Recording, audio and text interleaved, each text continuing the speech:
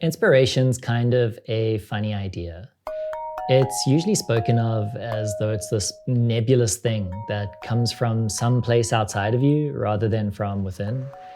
And it's supposed to be like a bolt of light that gives you a sudden clarity of just what you must do. But my relationship with photography and inspiration has always been pretty different from that. I've never really had that sense of like sudden clarity or like a, yes, I know, this is what I must do. Inspiration to me is something a lot slower and kind of like a patchwork. So today I want to talk about the characteristics of inspiration, or at least as I see them, and hopefully it'll be helpful for you and your photo project.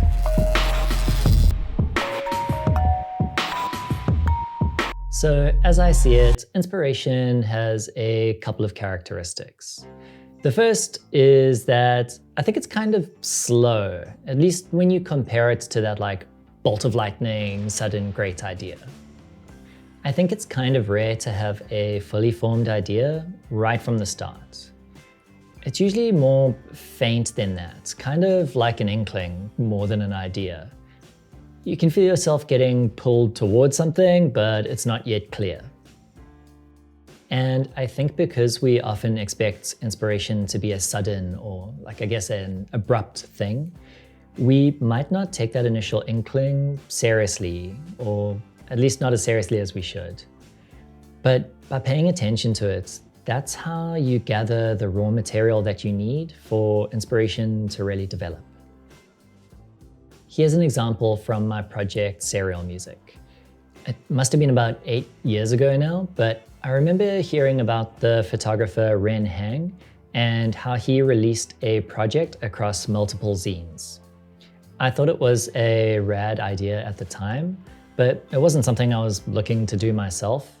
And that idea of a monthly release just kind of sat in the back of my head for a really long time. Then when I started putting together Serial Music and figuring out the scope of it, that idea of a monthly release for a year, it just felt like the perfect fit. I've heard it said that there are no more original ideas to be had. I think this idea is like attributed to Mark Twain, but then so is everything, so who knows?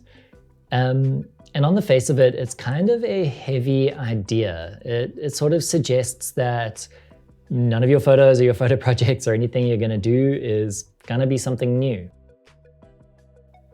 But the second part of that sentiment, I think often gets left out. We can combine ideas in an infinite number of ways to make something new. Inspiration pulls from many different sources. And I think that's where your project gets its sense of originality. For instance, one of my favorite films of all time is Werkmeister Harmonies by the Hungarian director Bela Tar.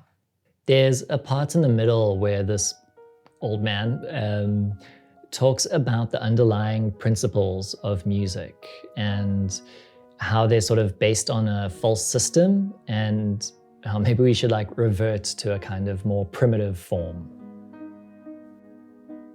I'm not a big classical music guy, but there was just something in this idea of the systems at play underneath music that really kind of struck me.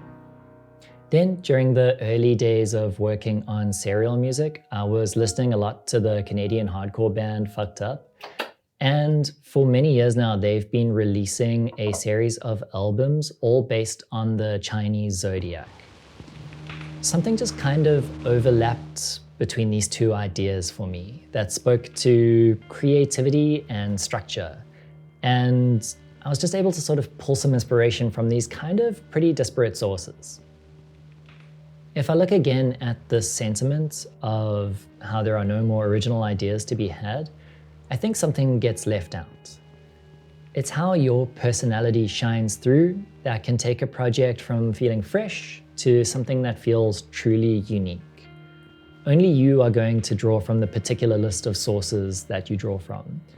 And I think that's how you make a project that feels like only you could have made it.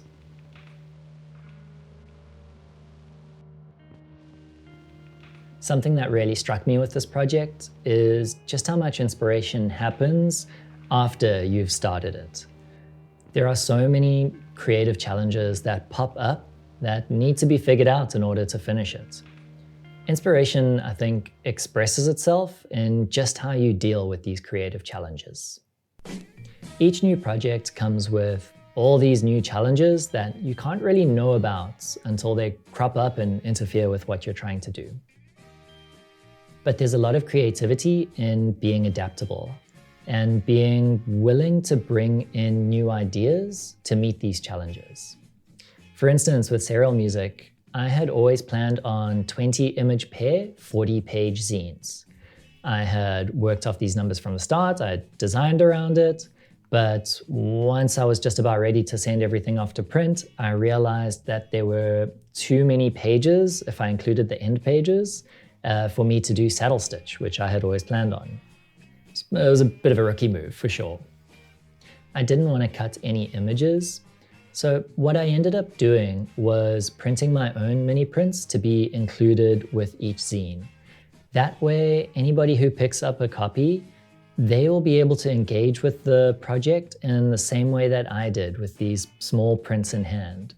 And for anybody who grabs multiple issues of serial music, they can take these little prints and move them around, and they can make their own image pairs in the same way that I made mine. Being forced to work around the binding limitation actually showed me how to improve this project and how to improve the experience of each zine.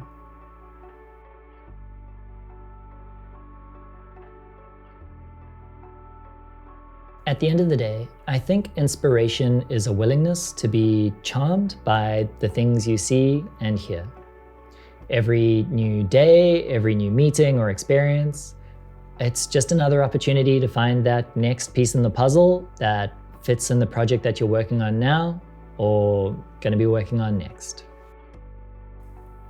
Serial Music Volume 2 is out now.